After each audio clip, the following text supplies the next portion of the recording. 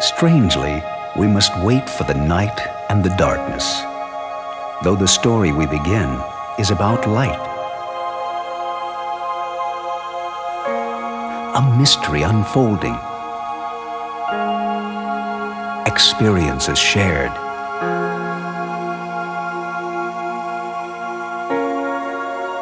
Sometimes in fear, sometimes in wonder and delight.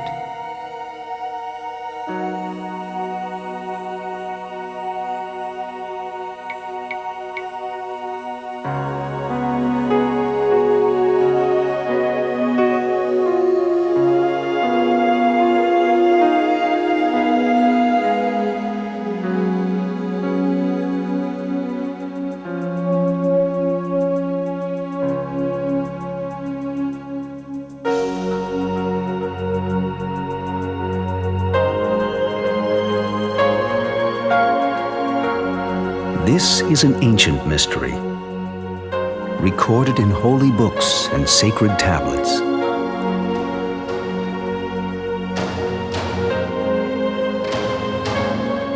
Shared across the midnight flames of council fires.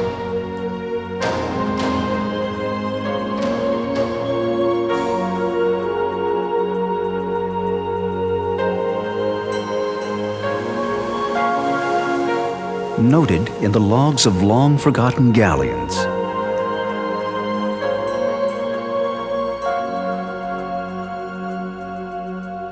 Whispered in the darkness, lest too bold a telling raise some spirit set on mischief or deadly intent.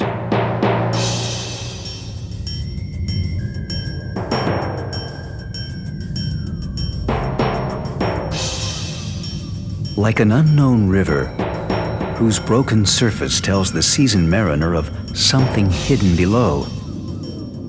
This mystery ebbs and flows by some unseen authority, some force instinctively respected, a power we mortals will never command.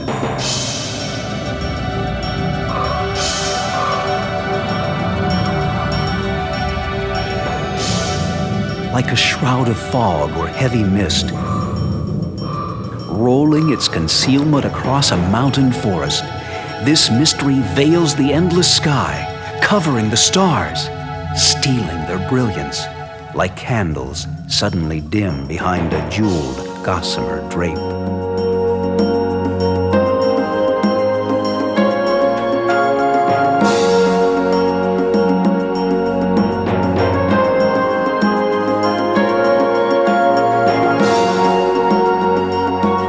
Like a darting flame, piercing without warning the night-black sky, this mystery dances a dervish dance, whirling at a frenzied pace, revealing its secrets faster than the eye can follow.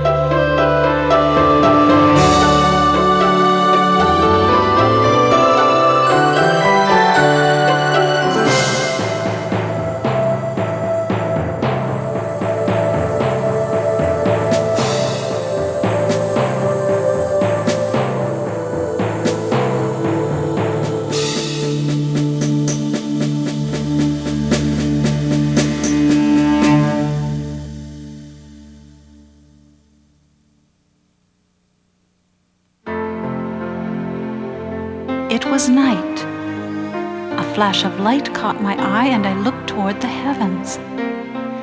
As I stared into the normally familiar starry sky, an event of indescribable beauty suddenly exploded above me. It was like fire, yet did not affect the cold around us. The colors were dashing and sweeping. It was unlike any experience I have ever had.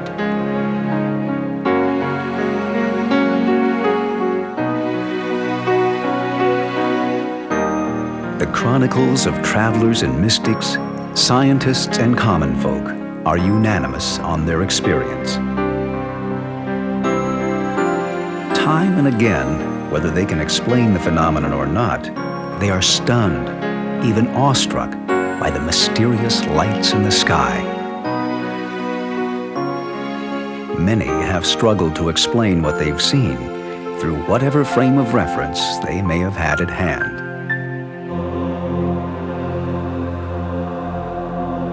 In the 30th year, in the 5th day of the 4th month, as I was among the captives by the river of Shabar, the heavens opened and I saw visions of God.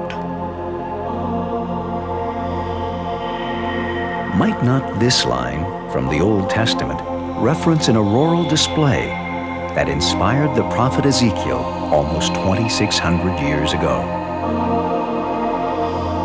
A whirlwind came out of the north, a great cloud and a fire with a brightness about it. Living creatures appeared, and between these appeared the likeness of burning torches. They went up and down among the creatures. The fire was bright, and out of the fire went forth lightning. And over the heads of the creatures, like a bow in the day of rain, so was the light, gleaming like crystal stretched forth over their heads.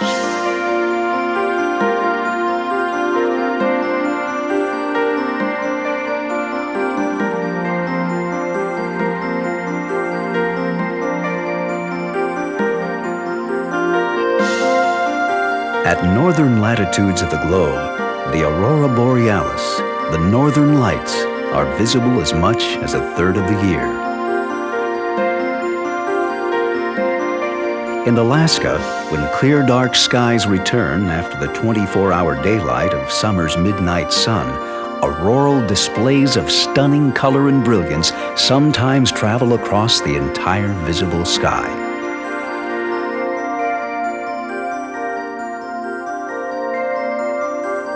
It is such an unusual phenomenon, so unlike any other event we might commonly see, it's no wonder these intense, seemingly mystical lights in the sky would stimulate equally intense emotional reactions in their earthbound viewers. But where do these lights come from, and why do they occur? The science behind the aurora is still being defined, although much has been learned during the past few decades.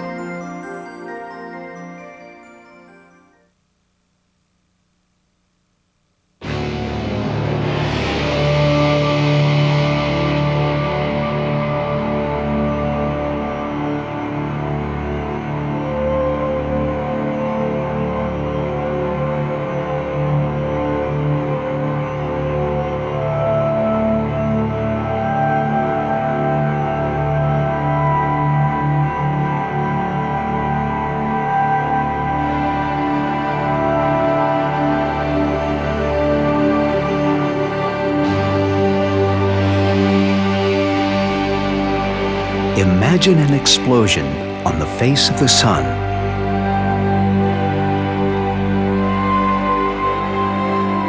As our home star boils and burns, atomic particles, called protons and electrons, stream out from its surface in all directions. Billions of particles per second rush into interplanetary space at fantastic speeds. This endless flow of invisible matter, sometimes streaming out slowly and sometimes like a stormy gale, is part of an energy flow known as the solar wind. One characteristic of our planet is its magnetic field. Although invisible to our eyes, bands of energy extend outward from the North and South poles, creating a magnetic boundary around the Earth, called the magnetosphere. It is the interaction between our planet's magnetosphere and the particles carried by the solar wind that allows the aurora to occur.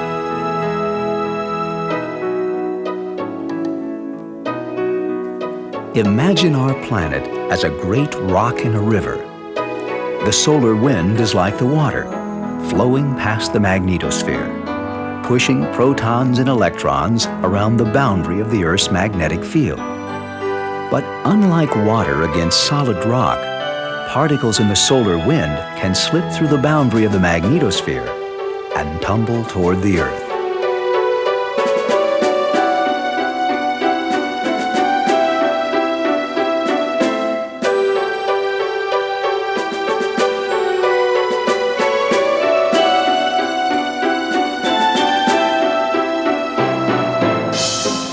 Now, caught by the strong magnetic fields that lead to the poles, the protons and electrons from the Sun speed up and crash into the atmosphere along precise magnetic lines. A second process now creates the light we see from below. Imagine a tiny particle of matter carrying an electrical charge and being drawn through the air toward the Earth. The gases that make up our atmosphere are floating in pieces, and when they collide with these falling particles, they pick up an electrical charge that makes them glow. Different gas molecules glow in different colors, just like neon signs and lights most of us are familiar with.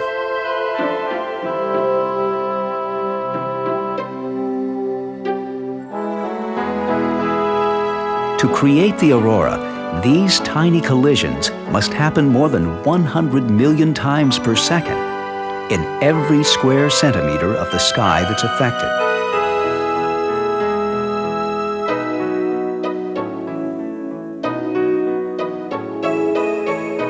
These scenes of the aurora were shot from the space shuttle using a highly sensitive black and white low-light camera.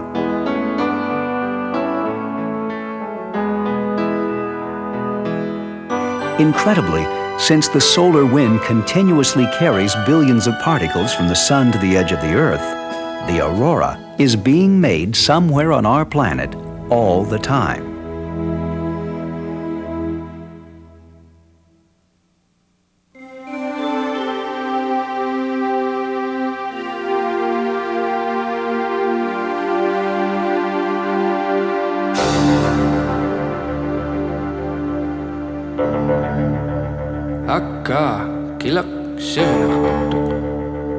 How wonderful the sky becomes. And yet, my grandmother always said, we must not look.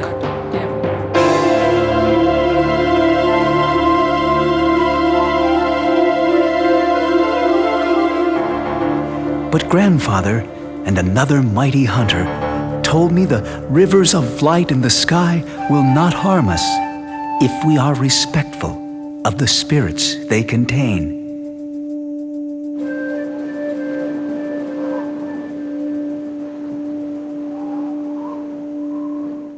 We must not whistle at the sky. To be respectful, we travel quietly when the lights appear. Grandfather said there are many lands above the sky where we may travel when we die. Sometimes great shamans travel there now. These are happy places filled with animals and a great lake. When the lake overflows, the water falls through the stars, which are holes in the sky, and it falls to the earth as rain or snow. It is a beautiful land where the spirits of our ancestors play many games. They play at night, racing back and forth across the sky. kicking a walrus skull like a football. They play for the Moon Man, who is a mighty hunter and always shares the animals he kills with others. Once, long ago, Grandfather met a man from a village very far away. He told Grandfather the light is from the tail of a fox. It is thrown into the sky when the fox strikes his tail on the frozen snow and ice. Grandfather said that might be, but I don't believe he thought so.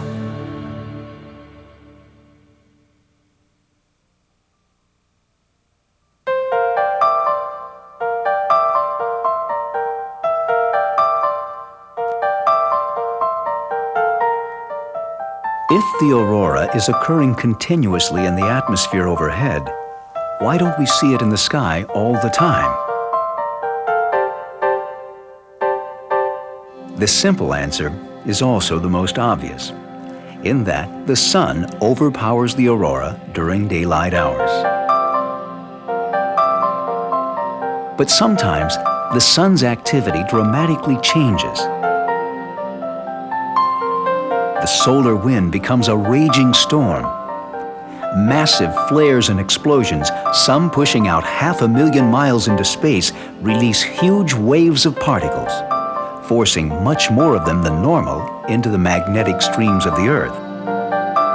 On these dramatic occasions, auroral activity and intensity jump. A few times in recorded history, the aurora intensified so much that its display extended outward from the poles toward the equator, covering the night sky in a blood-red color over as much as 2/3 of the planet.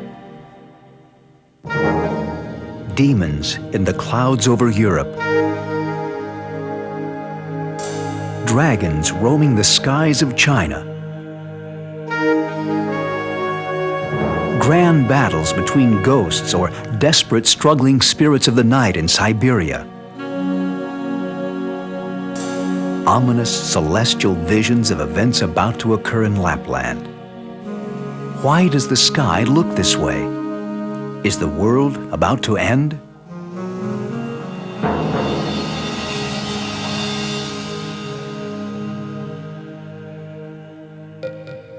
Without the benefit of scientific explanations we now understand, some witnesses to these events were certain the aurora signified ill fortune or disasters that were about to occur.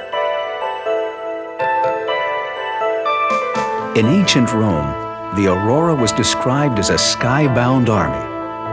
One display was said to have foretold the death of Julius Caesar, another, the fate of the empire in a distant war. There is no warning of woe more calamitous to the human race.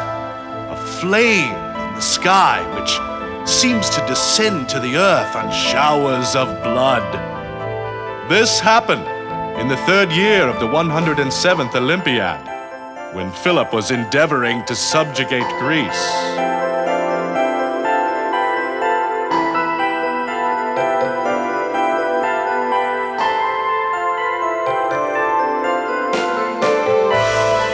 But the lights were not always met by ancient peoples with such fearful or uneasy reactions.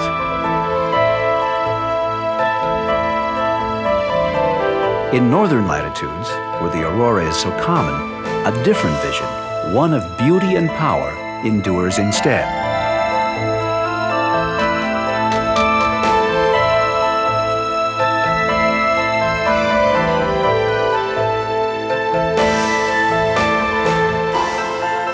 Freya, the most beautiful of all Norse goddesses, is joined with the aurora in their mythology.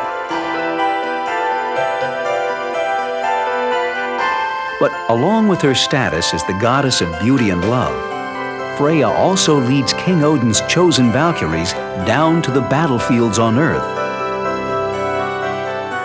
endued with the power to select those who would die.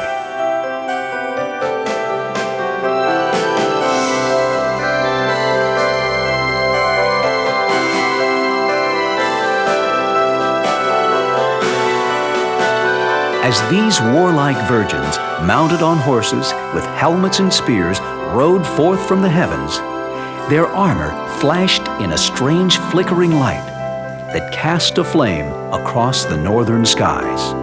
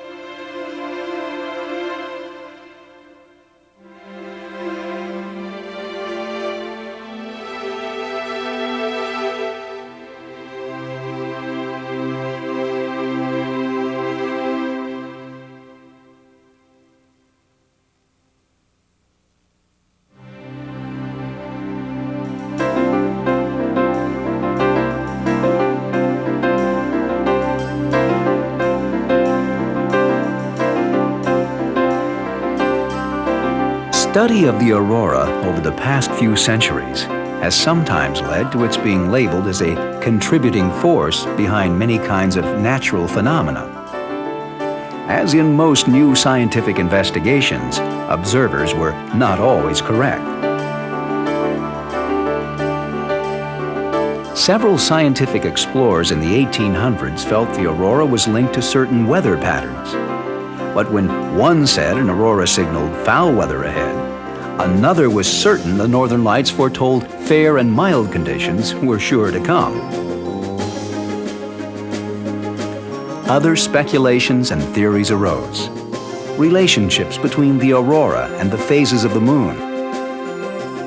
The planets Saturn, Venus, and Jupiter. Even correlation with shooting stars and meteor sightings were forwarded by early investigators. Today, we know most of these associations have no basis in scientific fact.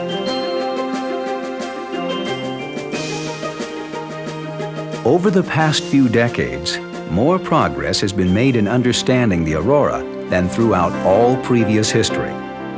At last, the mysteries are unraveling and the contradictions are being settled. Relationships between intense solar activity, the aurora, and the Earth's magnetic energies have been of special importance, since when the aurora is most active, its associated magnetic fields can wreak havoc on large man-made objects that conduct electricity. Satellite and radio communication transmissions, power lines, long telephone lines, and pipelines are all affected. In Alaska, engineers responsible for maintaining the Trans-Alaska oil pipeline often deal with effects caused by the aurora. It impacts their work by electrically accelerating the process of corrosion in the metal pipe from which the line is made.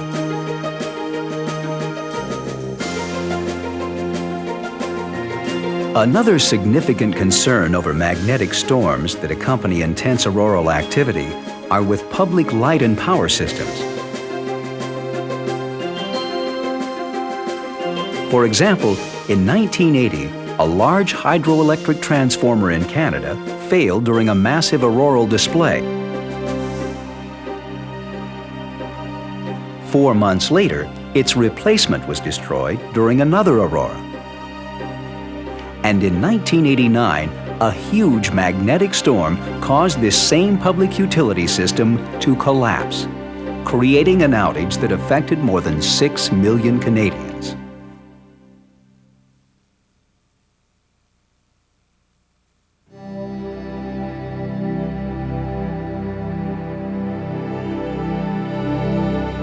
In the ancient traditions of the Eskimo songmakers and storytellers, the Inuit poets of the North, creative inspiration comes from the world around us and from a world within.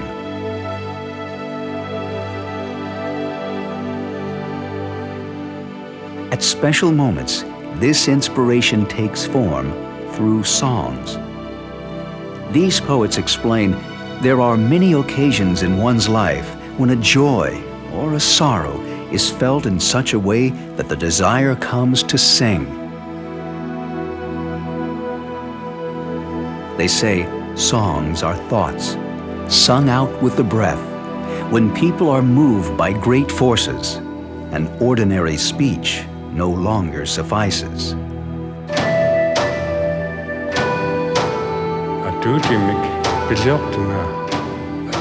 I call forth a song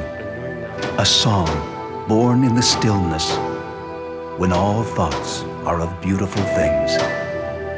It is a new song, summoned with fresh words, for worn-out songs can never be used to respect so great a power.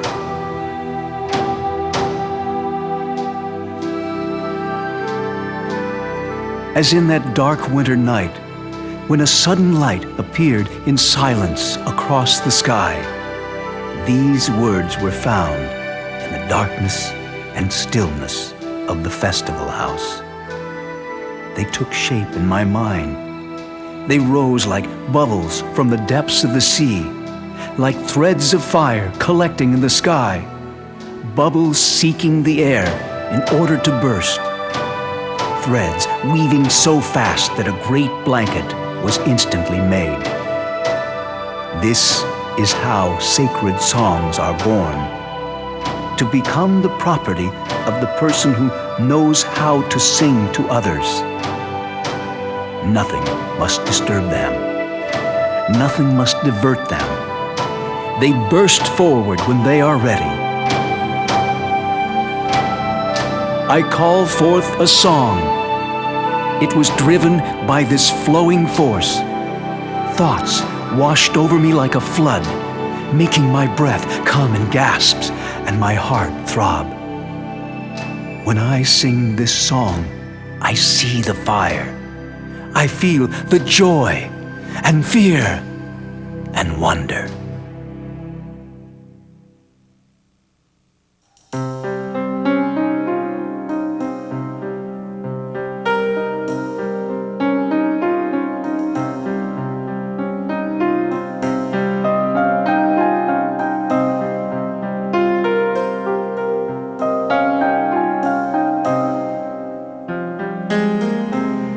There are many secrets yet to be revealed about the forces that create these majestic lights in the northern sky.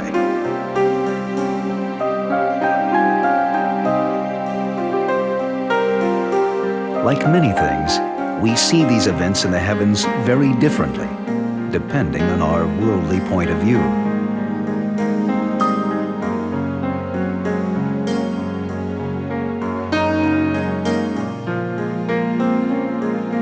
When the physicist and astronomer, the scholar and mathematician look skyward, they see energy and matter, motion and time weaving together, helping make visible an infinitely variable process normally hidden from the human eye.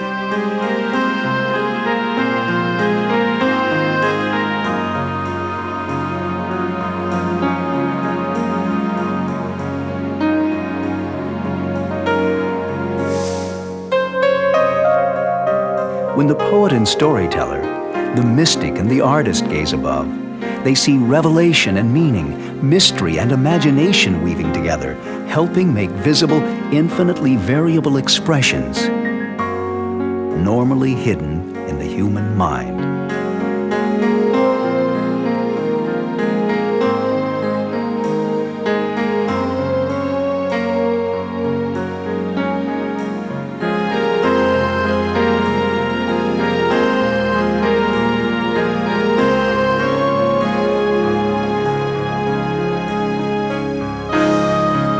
But anyone lucky enough to witness the aurora will above all find beauty.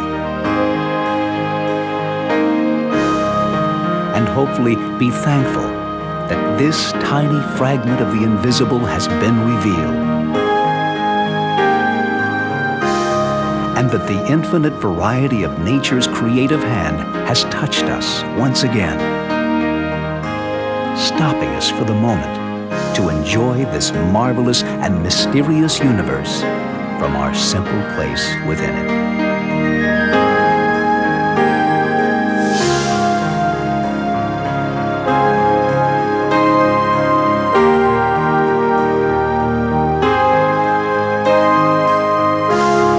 This is the aurora, the magnificent rivers of light in the sky.